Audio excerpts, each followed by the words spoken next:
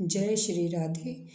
आज श्रीमद् भगवद गीता के 13वें अध्याय क्षेत्र क्षेत्रज्ञ विभाग योग का महात्म्य सुनेंगे। श्री महादेव जी कहते हैं, पार्वती अब 13वें अध्याय की अगाध महिमा का वर्णन सुनो। उसको सुनने से तुम बहुत प्रसन्न हो जाओगी। दक्षिण दिशा में तुंगभद्रा नाम की एक बहुत बड़ी नदी है।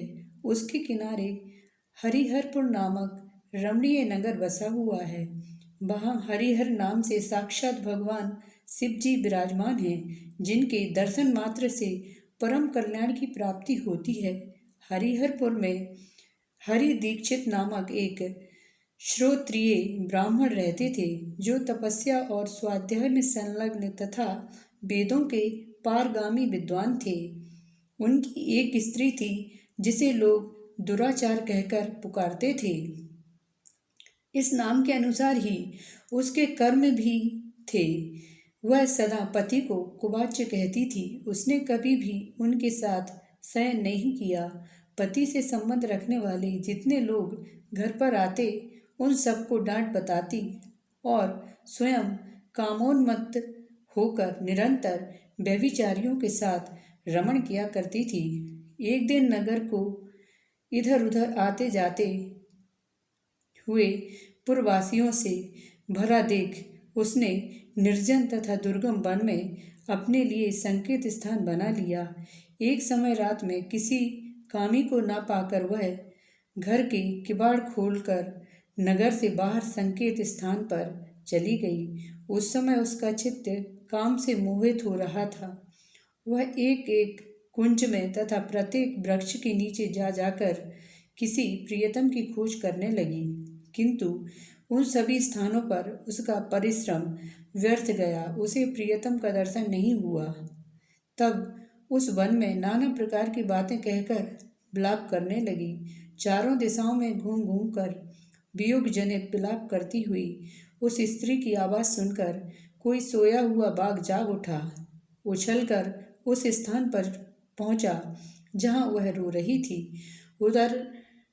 उधर वह भी उसे आते देख किसी प्रेमी आशंका से उसके सामने खड़ी होने के लिए ओट से बाहर निकल आई। उस समय व्याघ्र ने आकर उसे नख रूपी बाणों के प्रहार से पृथ्वी पर गिरा दिया। इस अवस्था में भी वह कठोर वाणी में चिल्लाती हुई पूछ बैठी, अरे बाघ, तू किस लिए मुझे मारने को यहाँ आया है? पहले इन सारी बातों को बता दे, फिर मुझे मारना। उसकी यह बात सुनकर प्रचंड पराक्रमी बाघ व्यग्र क्षण भर के लिए उसे अपना ग्रास बनाने से रुक गया और हंसता हुआ बोला, दक्षिण देश में मलहपा नामक एक नदी है। उसके तट पर मुनिपर्णा नगरी बसी हुई है। वहाँ पंचलिंग नाम से प्रसिद्ध साक्षात भगवान शंकर निवास करते हैं। उसी नगरी में मैं ब्राह्मण कुमार होकर रहता था। नदी के किनारे अकेला बैठा रहता और जो यज्ञ के अधिकारी नहीं हैं, उन लोगों से भी यज्ञ कराकर उनका अन्न खाया करता था। इतना ही नहीं, धन के लोभ से मैं सदा अपने वेद पाठ के फल को बेचा करता था। मेरा लोभ यहाँ तक बढ़ गया था कि अन्य भिक्षुओं को गालियाँ देकर हटा देता और स्वयं दूसरों को नहीं देने योग्य धन भी बिना दिए ही हमेशा ले लिया करता था। ऋण लेने के बहाने मैं सब लोगों को छला करता था। तदंतर कुछ काल व्यतीत होने पर मैं बूढ़ा हो गया। मेरे बाल सफ़ेद हो गए, आँखों से सूझता न था और मुँह के सारे दांत गिर गए। इतने पर भी मेरी दान लेने की आदत नहीं छूटी। पर्व आने पर प्रतिग्रह के लोभ से मैं हाथ में कुछ लिए तीर्थ के समीप चला जाया करता था।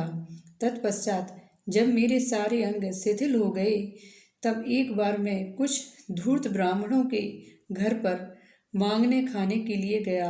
उसी समय मेरे पैर में कुत्ते ने काट दिया।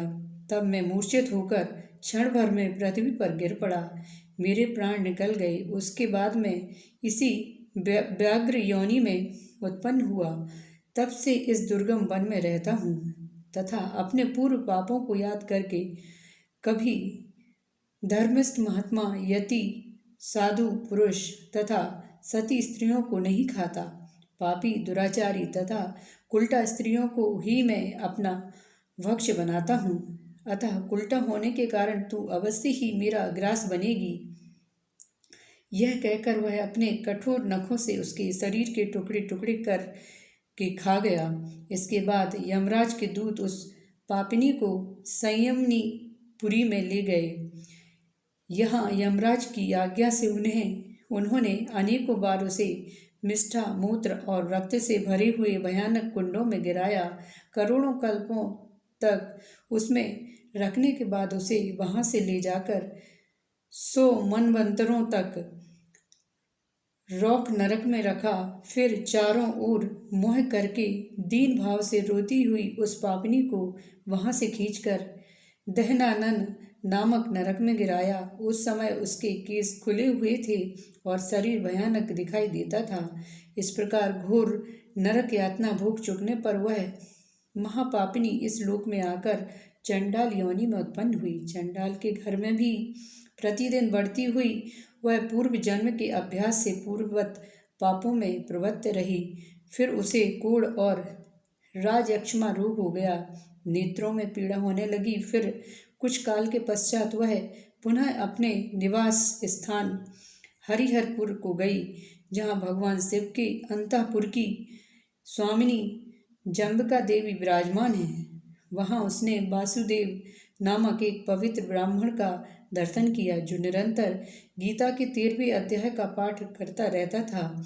उसके मुख से गीता का पाठ सुनते ही वह चंडाल शरीर से मुक्त हो गई और दिव्य देह धारण करके स्वर्गलोक में चली गई।